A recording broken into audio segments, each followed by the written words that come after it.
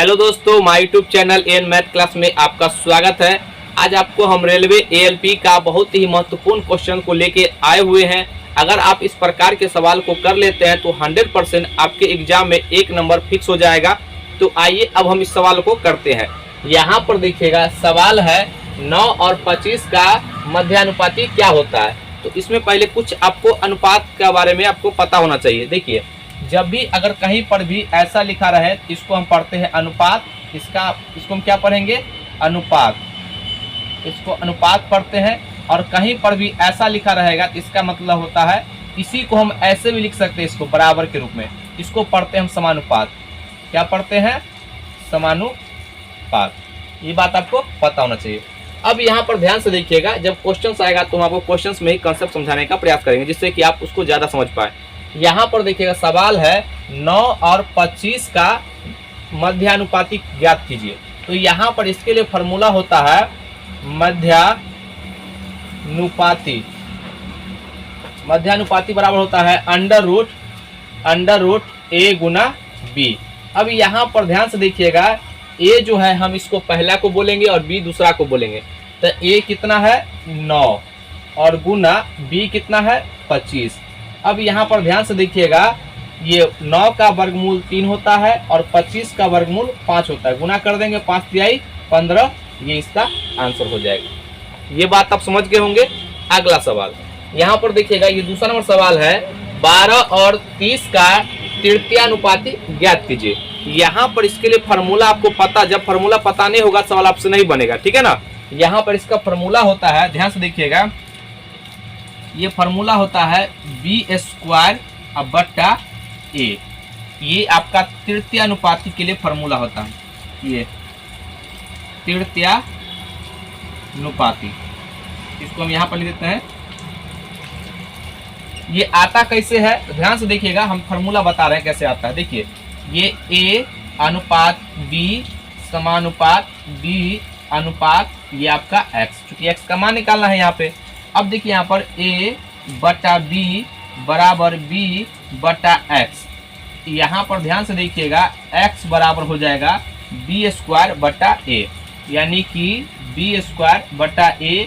और हम यहाँ पर x को ही हम क्या बोलते हैं?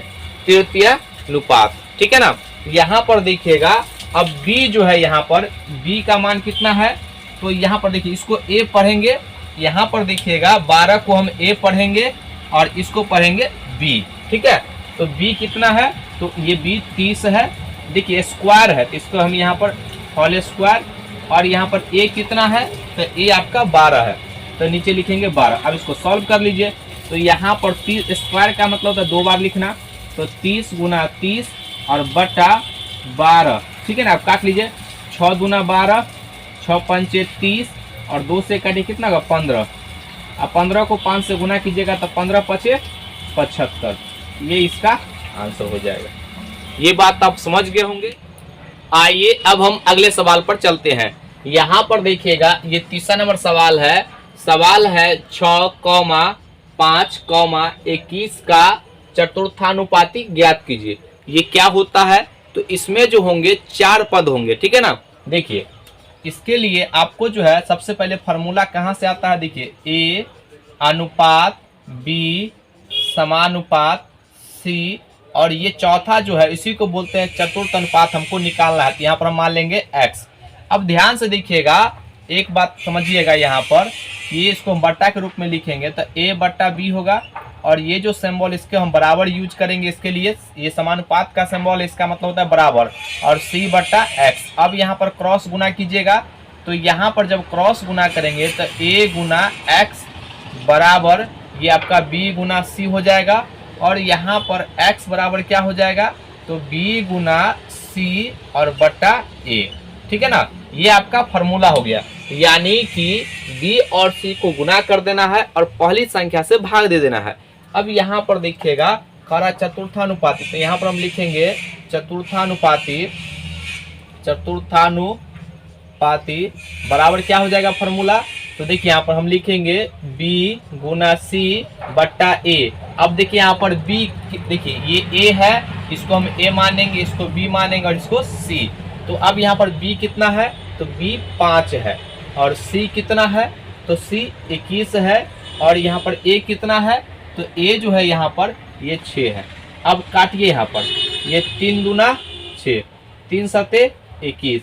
अब यहाँ पर देखिएगा ये अब तो कटेगा नहीं, तो गुना करेंगे, 7 पचे 35, यहाँ पर 35 और बटा 2 भाग लगा देंगे तो कितना हो जाएगा 17.5। ठीक है ना, ये इसका आंसर हो जाएगा। ठीक है, अगला सवाल यहाँ पर देखिएगा, ये चौथा नंबर है। सवाल है 8,3,2.4 का प्रथमानुपाती ज्ञात कीजिए। यहाँ पर जो है अगर आपको बेसिक कॉन्सेप्ट पता नहीं होगा तो सवाल आपसे नहीं बनेगा। तो कैसे बनेगा, यहाँ पर ध्यान से देखिएगा। इसके लिए जो है यहाँ पर हम पहले लिखते हैं A अनुपात B समानुपात C अनुपात D। यहाँ पर देखिएगा ये 4 राशि है, 4 राशि में से कोई 3 देगा और आपसे चौथा पूछेगा। यहाँ पर भी वही किया गया है। यहाँ पर देखिएगा ये 3 राशि दिया गया है और हमसे पहला वाला पूछा है, पहला वाला गायब कर दिया है और 3 राशि दिया गया है। ये आपका B C D दिया है और A गायब कर दिया है, तो हमको यहाँ पर A निकालना है। इसके लिए जो है यहाँ पर फॉर्मूला क्या होगा, तो देखिएगा ध्यान से। इसको हम बोलते हैं बाह्य पद। इसको जो है यहाँ पर ये देखिएगा बाह्य पदों का गुणनफल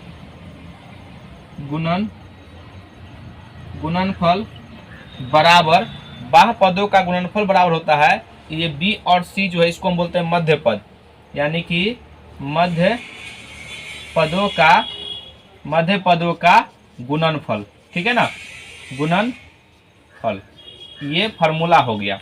यहाँ पर ध्यान से देखिएगा, इसको हम ऐसे भी लिख सकते हैं A गुना D बराबर B गुना C।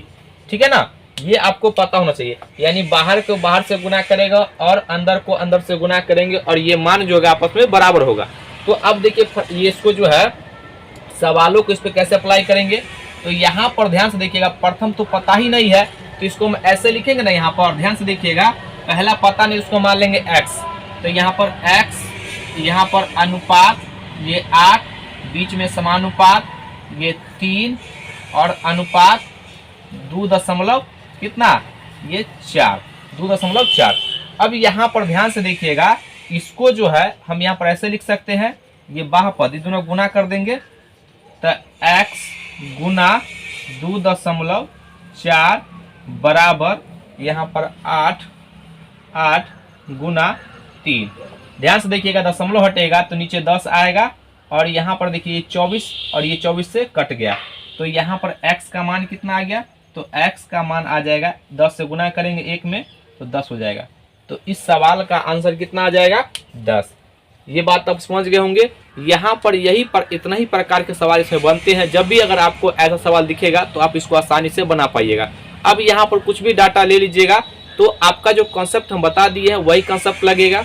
तो आज का वीडियो कैसा लगा, अगर वीडियो अच्छा लगे तो उसको लाइक कीजिए, सब्सक्राइब कीजिए, शेयर जरूर कीजिए। आज के लिए यहीं तक। जय हिंद, जय भारत।